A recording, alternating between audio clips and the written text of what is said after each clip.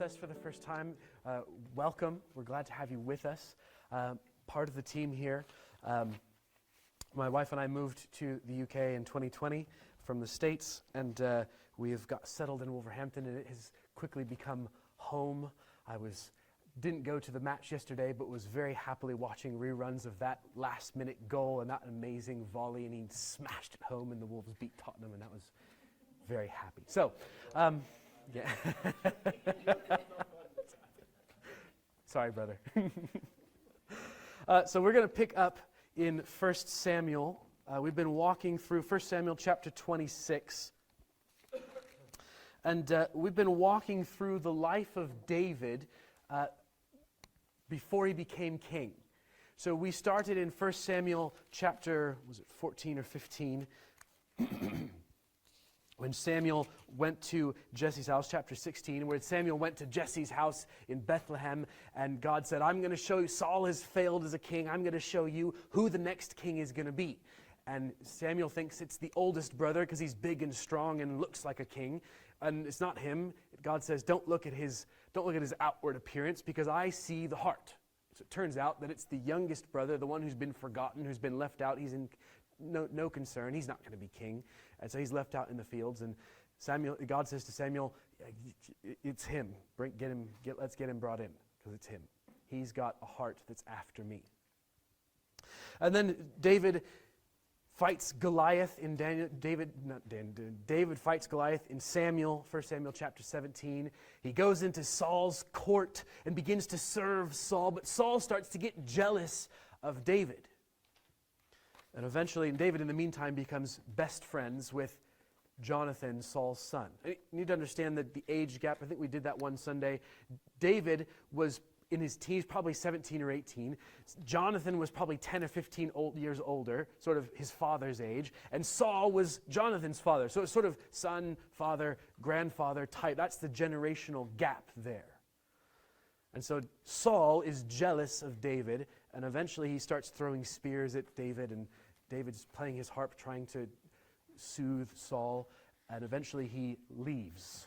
And he's been promised, the Lord's promised him, you're going to be the next king. But it hasn't happened yet. He's still living in that place of, I'm trusting the Lord's promise for me, but it hasn't happened, and so I'm living by faith.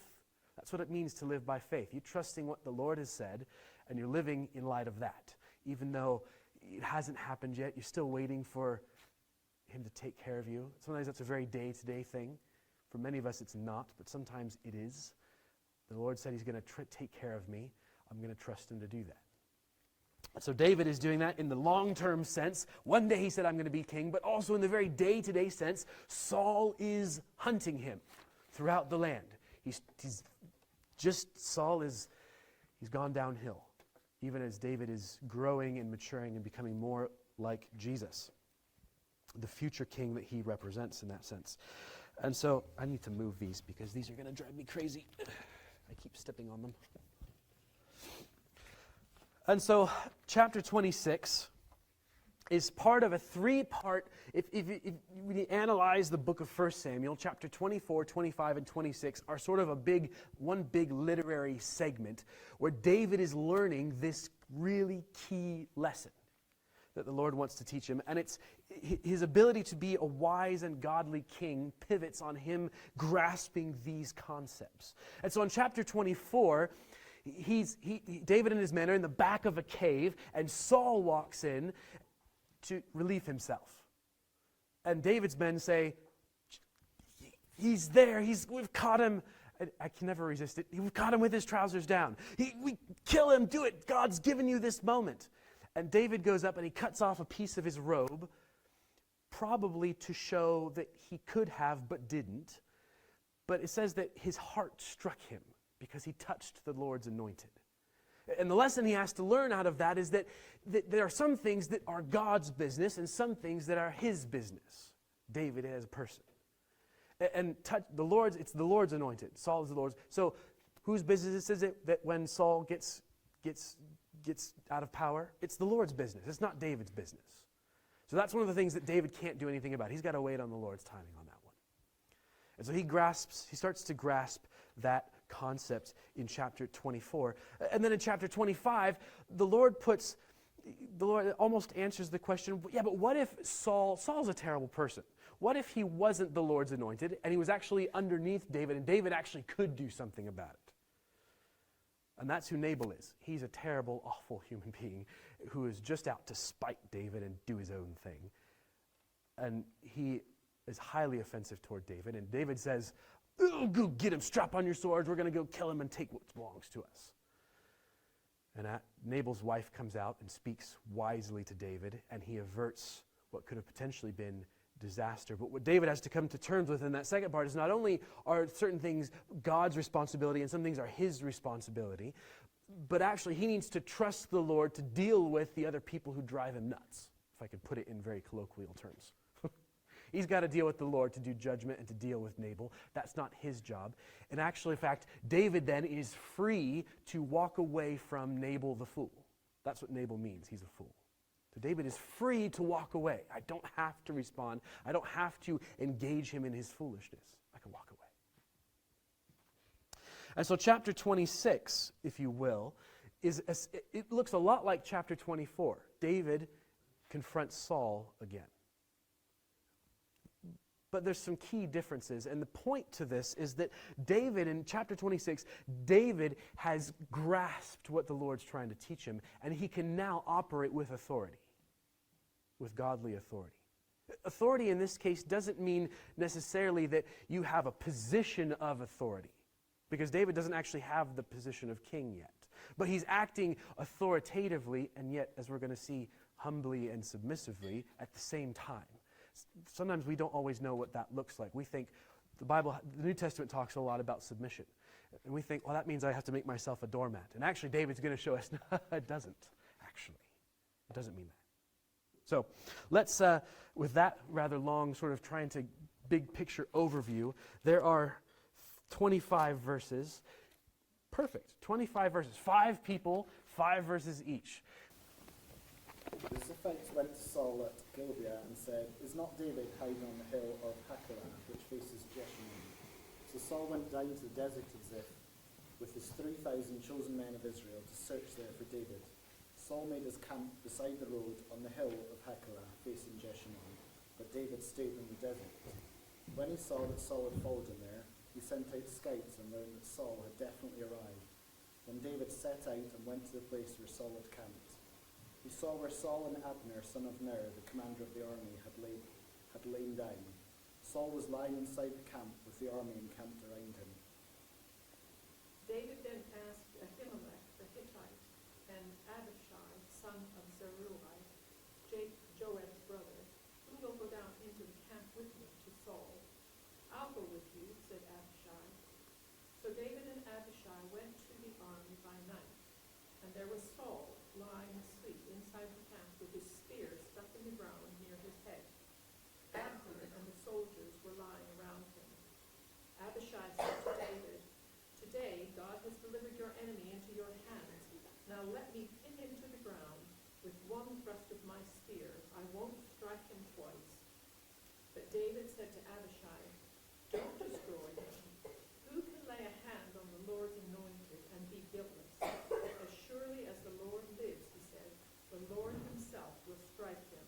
Either his time will come and he will die, or he will go into battle and perish." But the Lord forbid that I should lay a hand on the Lord's anointed. Now get the spear and water jug that are near his head, and let's go. So David took the spear and water jug near Saul's head, and they went. No one saw or knew about it, nor did anyone wake up. They were all sleeping, because the Lord had put them into deep sleep. And David crossed over to the other side and stood on the top of the hill some distance away. There was a wide space between them. He called out to the army and to Abner, son of Ner, "Aren't you going to answer me, Abner?" Abner replied, "Who are you who calls to the king?" David said, "You're a man, aren't you? And who is like you in Israel? Why don't you guard your lord the king? Somebody came to destroy your lord the king." "This thing that you have done is not good. As the Lord lives, you deserve to die, because you have not kept watch over your Lord, the Lord's anointed." see where the king's spear is, and the jar of water that was at his head. Saul recognized David's voice and said, "Is this your voice, my son David?" And David said, "It is my voice, my lord, O king." And he said, "Why does my lord pursue after his servant? For what have I done? What evil is on my hands? Now therefore let my lord the king hear the words of his servant. If it is the Lord who has stirred you up against me, may he accept an offering, but if it is men, may they be cursed before the Lord, for they have driven me out this day, that I should have no share in the heritage of the Lord, saying, Go serve other gods. Now therefore let not my blood fall to the earth, away from the presence of the Lord. For the king of Israel has come out to seek a single flea like one who hunts partridge in the mountains." Then Saul said, "I have sinned. Return, my son David, for I will no more do you harm, because my life was precious in your eyes this day. Behold, I have acted foolishly and have made a great mistake." And David answered and said, "Here is the spear, O king. Let one of your young men come over and take it. The Lord rewards every man for his righteousness and his faithfulness. For the Lord gave you into my hand today, and I would not put out my hand against the Lord's anointed. Behold, as your life was precious this day in my sight, so may my life be precious in the sight of the Lord, and may he deliver me out of all tribulation." Then Saul said to David, "Blessed be you, my son David. You will do many things and will succeed in them." So David went his way, and Saul returned to his place.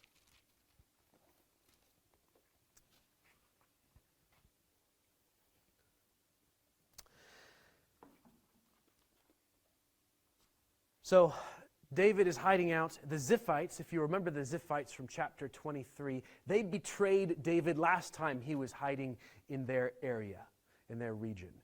And they are trying to curry favor with Saul. And so once again, they go up to Saul and they say, "We know where David is, so we'll do you a favor just to remember us. Next time you send the tax collector around, or you're asking for some favor, we'll scratch your back, and you can scratch ours next time you get a chance." So they're trying to curry favor. They're betraying David again, the Ziphites. Don't be a Ziphite.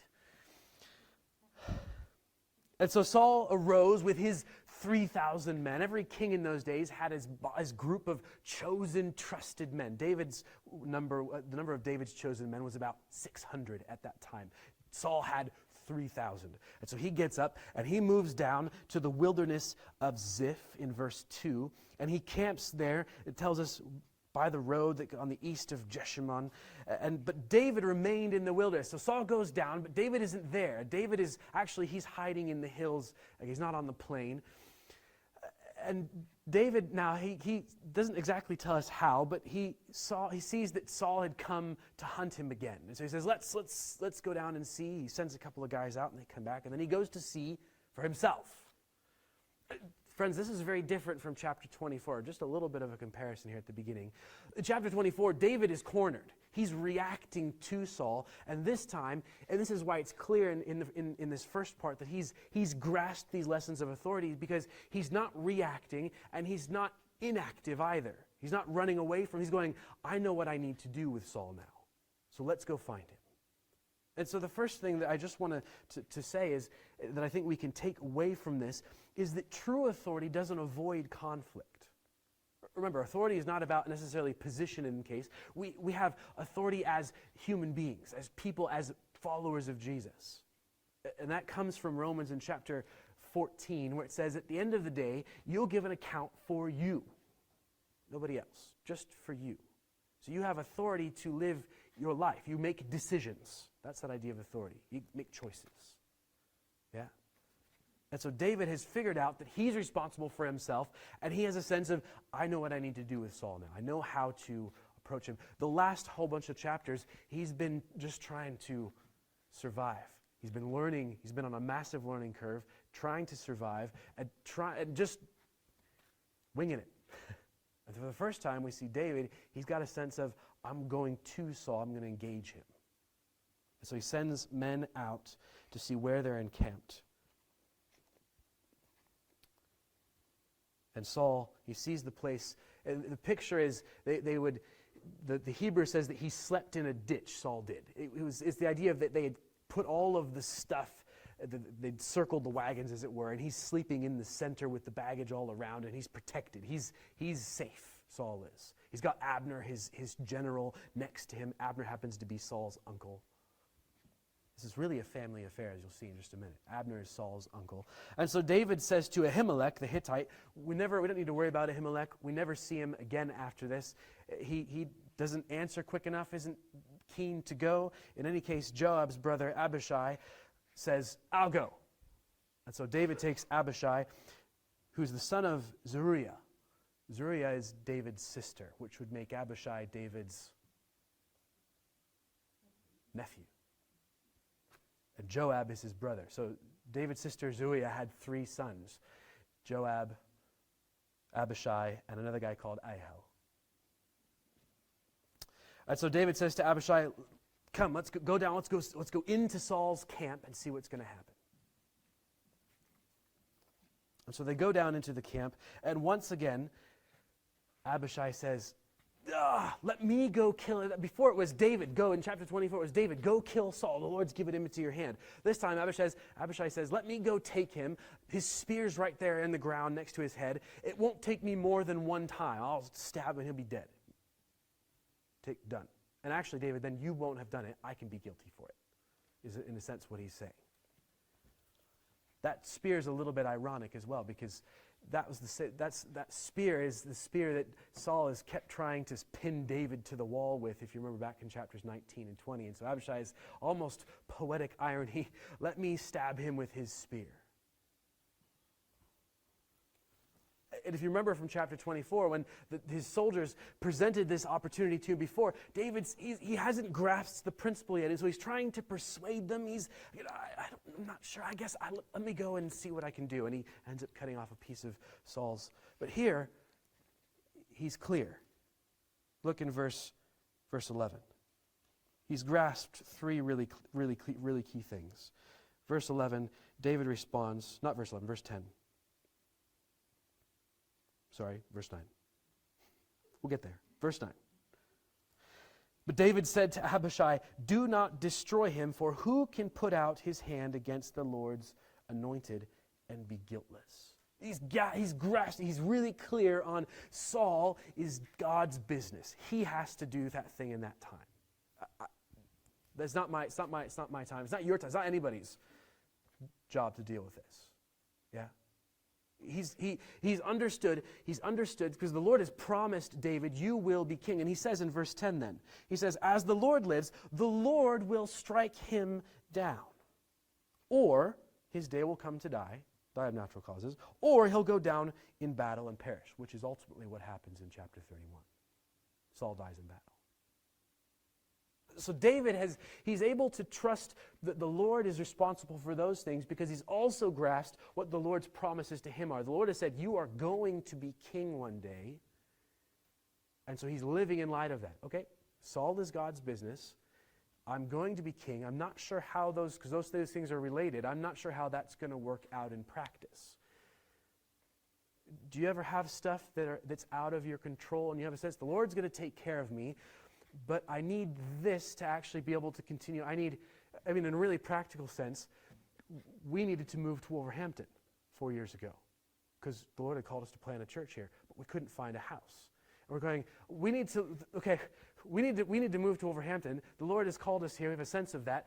But how is that going to work out? And what's our responsibility? And the Lord has to provide the right house. We can't force that.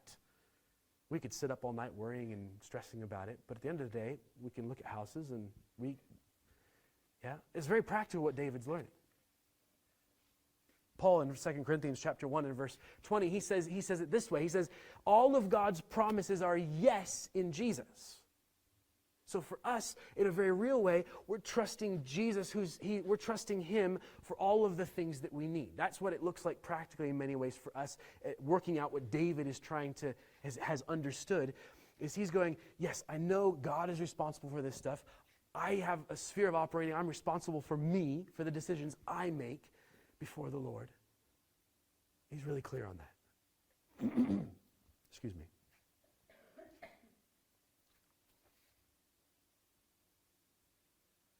personally trusts God's promises to him. He's recognized the Lord's ultimate authority. God is the judge. He'll deal with those who are evil. Yeah, you ever look around the world and go, yeah, there's a lot of evil people. Maybe there's people who frustrate you in the day-to-day. Colleagues, family. It's not your responsibility. Sometimes I feel like it's my responsibility. You need to get your head screwed on straight. We can say hard things to people sometimes. Not good things always. We feel like it's our responsibility, or we just get so fed up that I'm just going to give a piece of my mind. That's not your responsibility. That's not your responsibility. There's a different way of going about it. David, he's grasped that. And so he's got this, and here's the big thing. He's really clear on what he can do and what he can't do. What does that look like? It looks like freedom. We talked about this last week. He knows that God is in charge of other people. He knows that he's been called to live a certain way. He understands what God's promises are to him, and he's trusting them. And so he has the freedom to do what he needs to do before the Lord. And you may go, it's a little vague.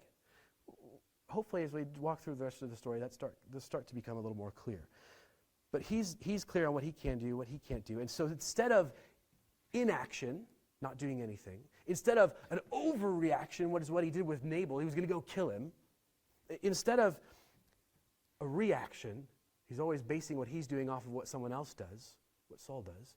Now he's acting with his own, this is what I need to do. He's got a sense of purpose, a sense of this is what the Lord has, this is the path the Lord has laid open before me in this situation. And so David takes, you notice in verse 11, he's clear on what he can do. He didn't touch Saul this time. You notice they didn't take any part of anything that was on Saul's clothes, anything. He took his spear and he took the water jug. If you remember in chapter 24, when he cut off the thing, it says, some of Saul's cape, it says that his heart struck him. He said, that was the wrong thing to do. Here it says, he took Saul's spear and water jug, and no man woke up because the Lord had put them into a deep sleep. He's very clear on I'm free to act, and this is what I need to do. And so he calls out not to Saul, but he calls out to Abner. In verses 13 through 16, it says in verse 13, David went over to the other side, and he stood far off on the top of the hill with a great space between them.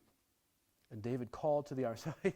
David's going, I'm going to call out, but they're going to make sure there's a safe distance in between us first, because they could come and get me, and there's just two of us. And there's a whole bunch of them.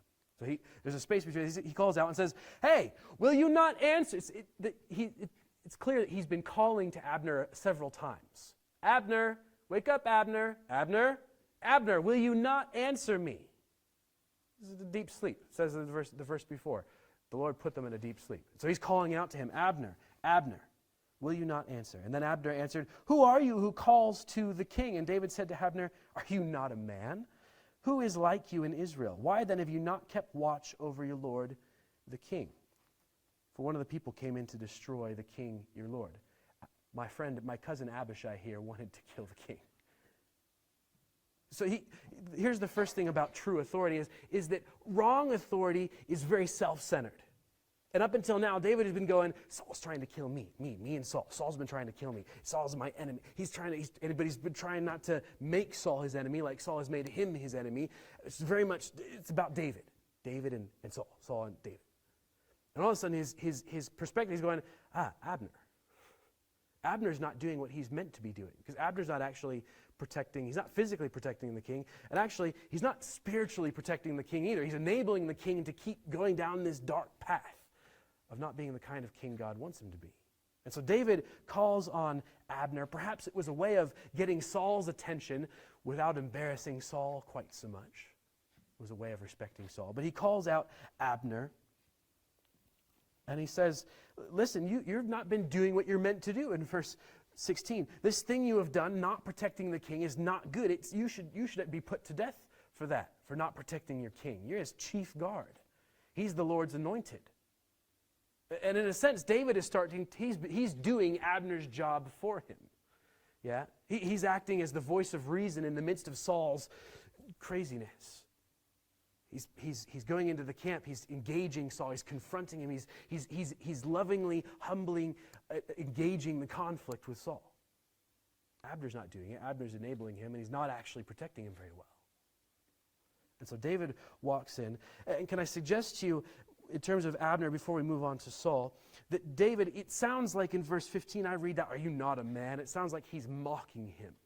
But can I suggest to you, if you know the story of David and Abner, that David actually loves Abner. He wants him to fulfill the role that the Lord has for him. The reason I know that is because in 2 Samuel, eventually Abner kills one of David's 3 nephews, Ahihel.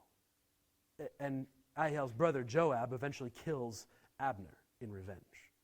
And David is distraught. He mourns Abner. He says he was a great man in Israel. 2 Samuel chapter, where is it in my note there? Chapter 3. So David wants Abner he wants him to actually fulfill the role the Lord has for him. It reminds me of, if you turn with me just briefly to Galatians in chapter 6, because this is so key for us today as well. What do you do when you see someone who's caught up in living the wrong way? What do you do? David engages Abner. It's they're military men. They're hardened soldiers. They're calling out, "Are you not a man?" Let's not read too much into that. But Galatians chapter 6 and verse 1, here's what Paul says. He says, "Brothers, if anyone is caught up in any transgression, you who are spiritual should restore him in a spirit of gentleness. Keep watch on yourself, lest you too be tempted. Bear one another's burdens, and so fulfill the law of Christ." So he says, if anyone's caught up in some kind of sin, you who are spiritual, what does that mean? Well, in Galatians chapter 5, Paul has just laid out the fruit of the Spirit, which is a result of being filled with the Spirit. So my guess is that you who are spiritual means you who are filled with the Holy Spirit, who are exhibiting the fruit of the Holy Spirit. You guys, if you see someone who's caught up in transgression, you should restore him. It's an interesting phrase. Restore him. Embarrass him, call him out. What is the process of restoration, of helping him to identify sin and kill it in their lives and being restored to fellowship with Jesus and with other believers? And he says, do it in humility. That's what David is doing in 1 Samuel. He's met the Lord. He's full of the Spirit here. He's learned a couple of key lessons, and he's coming and he's going, "Abner, I want you to do what you're supposed to do." I think the thing about this in Galatians chapter 6, if you're not spiritual, if you're not filled with the Spirit, you shouldn't be confronting anyone. Because you just hurt people. You just make stuff go pear-shaped. We'll come back to being filled with the Spirit in a moment. Sometimes we avoid conflict because conflict is awkward. It's hard. I'll keep shoving it over here out of the corner. Sometimes you could deal with it for a while, but actually David's going, no, when there's a key conflict, there's a key thing that's happening, and I need to deal with someone, you can engage them humbly, lovingly, filled with the Spirit, like David does with Abner. And his desire is for Abner to grow. Turn back with me to 1 Samuel. David speaks to Saul.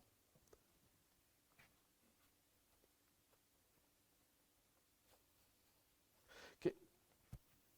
I want to suggest to you that David in this instance is an example for us of how to respond humbly yet authoritatively to authority. Does that make sense? He's not a doormat here. In fact, if we just very briefly, and I think I put it in your notes there, but in verse 18, he says, "Hey, tell me what I've done. Tell me what I've done." You ever been persecuted and you can't figure out why? Someone doesn't like you and you're not sure why? Hey, what did I do? Tell me. Let's bring it out into the open. Verse 18. He recognizes in verse 19 that it's possible, it's conceivable that the Lord is using Saul in David's life. That's possible. Sometimes the Lord puts difficult people in your life because he's trying to teach you something. Like, I need to get rid of this. I need to figure this person needs to change because they're driving me nuts. Well, that's not usually the way the Lord does change. He wants you to seek him, and he wants to change you and empower you so that you can love that person. And somehow he changes that person as well. I don't quite understand how he does it, but I'm really glad he does.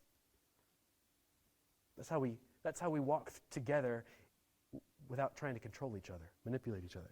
David says, it's possible that you're using, but if that's the case, I need to make things right. I need to offer a sacrifice. I need to make things right with the Lord myself. But if it's other people who are talking to you, he says in the second half of verse 19, then they should be cursed. If it's other men who are telling you that I'm out to get you, it's not true. It's wrong. They should be cursed.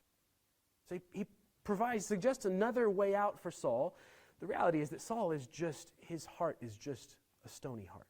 But David gives him, he says, maybe it's this, trying to provide Saul with a way to say, yes, I was wrong. Does that make sense? He's trying to not sugarcoat it, but in gentleness and kindness, trying to give him a path to say, yeah, I was wrong, I sinned.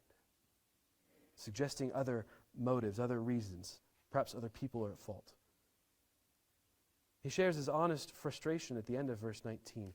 He said, you're driving me out. He couldn't worship openly in the places of worship that Israel had. They didn't have the temple yet, but they had different key altars and places where you would go to worship. And David couldn't do that openly. And he was frustrated. I want to worship, but you're kicking me out of the country, and I have to go amongst pagans who are worshiping other gods. And I don't want that.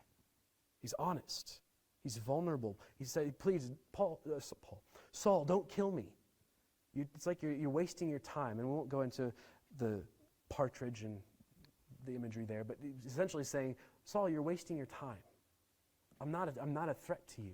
I want you to succeed as king because I know that when the Lord wants it to happen, it'll happen. I'm not against you.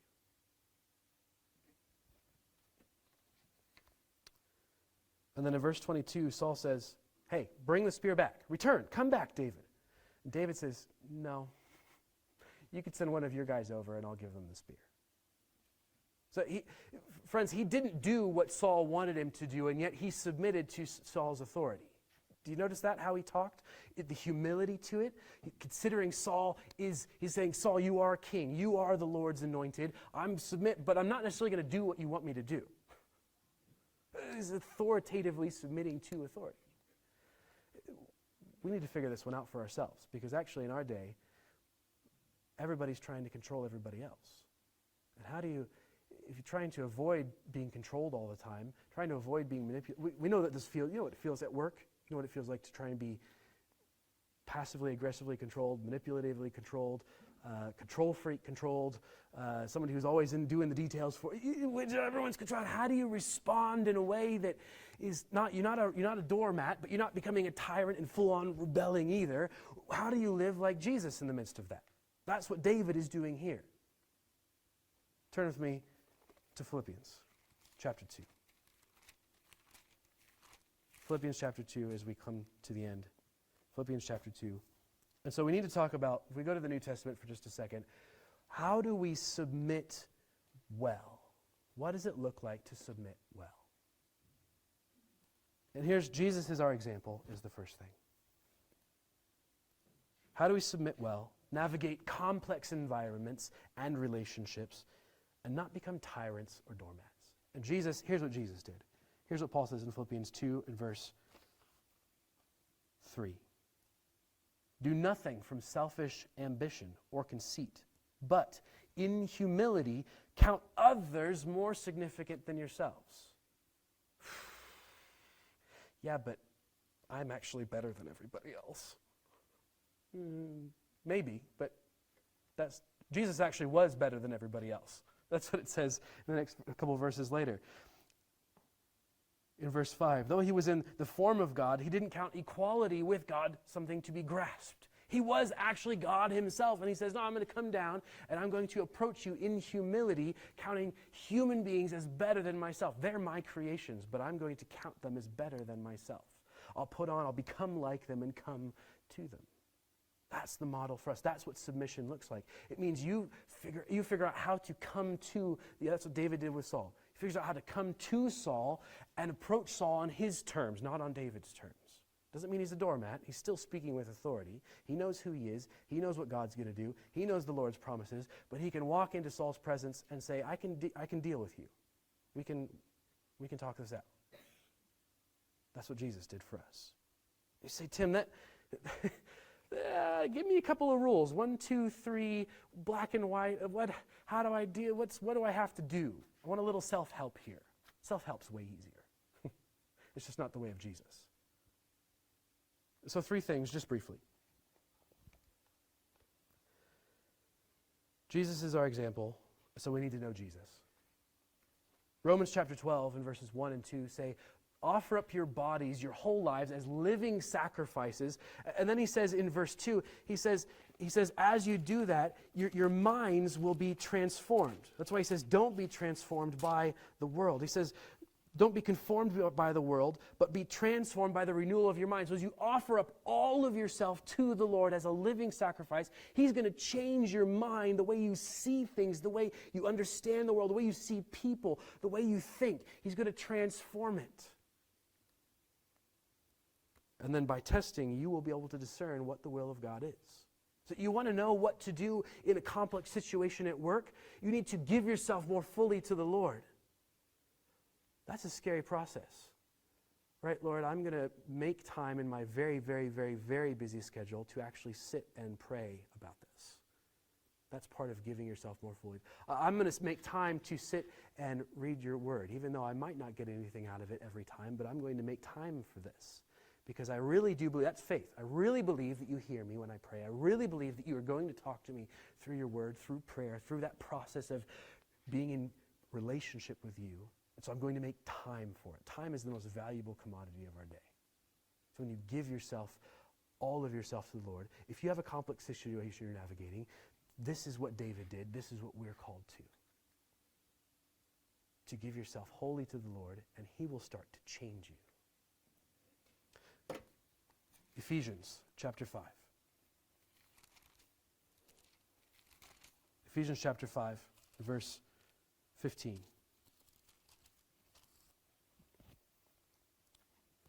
Paul says, look carefully then how you walk, not as unwise, but as wise. Yeah, I want to walk wise, making the best use of the time. Yeah, I don't want to waste my time because the days are evil. Yeah, I feel like the days are pretty evil.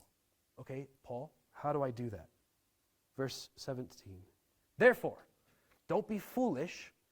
Understand what the will of the Lord is. First thing, don't be purposefully stubborn. Sometimes we read Scripture and it's like, come on, Tim, it's right there, it's black and white. The Lord is really speaking. He's really clear about who He wants me to be and how He wants me to live, and I'm just purposefully not getting it because I don't want to get it. Paul's saying, don't be stubborn, don't be foolish. Understand, it's there. It's right here. Come and get it. But then he continues. In verse 18, don't get drunk with wine. Don't put yourself under the control of alcohol or any other thing that controls you, but be filled with the Spirit. What he's saying is be controlled by the Spirit. But the picture is like of a balloon that keeps getting fuller and fuller. You know how you put a little bit of air in the balloon and it's like, well, it's full.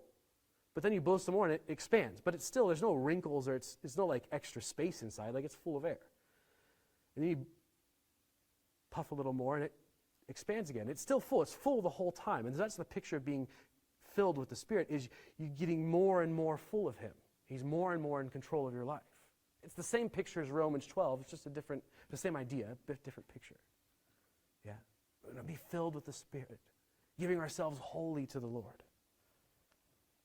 And Philippians chapter 1, verse 9, Paul prays, he says, I pray that your love will abound more and more so that you might approve what is excellent. So we give ourselves to the Lord. His Spirit controls us more and more, and our love is growing. It's a practical thing. Our love for one another, for others, our love for the Lord is growing, and we start to approve what is excellent.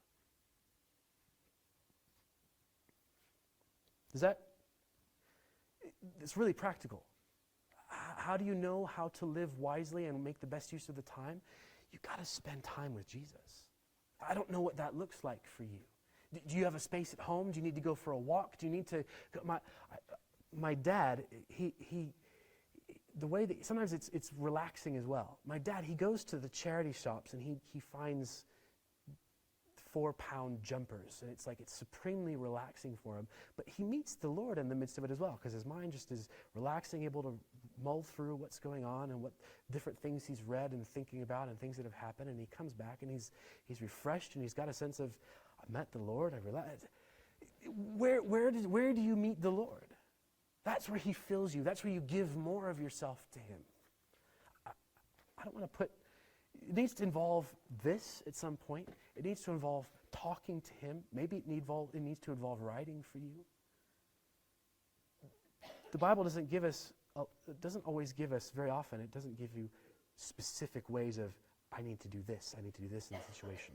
But sometimes as you come to the Lord and you go, I need your help, he gives you a verse, and it's like, oh, I know what I need to do. I know how to act. Yeah? So that's my encouragement this morning is we need to be filled with the Spirit. I've always liked that picture. Final encouragement. James in chapter 1, verses 2 and 4, he says, hey, count every hard thing you're going through, count it as pure joy because these are the ways that the Lord shapes you. So can I encourage you, whatever complex situation, relationship that you are in right now dealing with, that's a joy. Why? Because the Lord is at work in your life, whether you know it or not.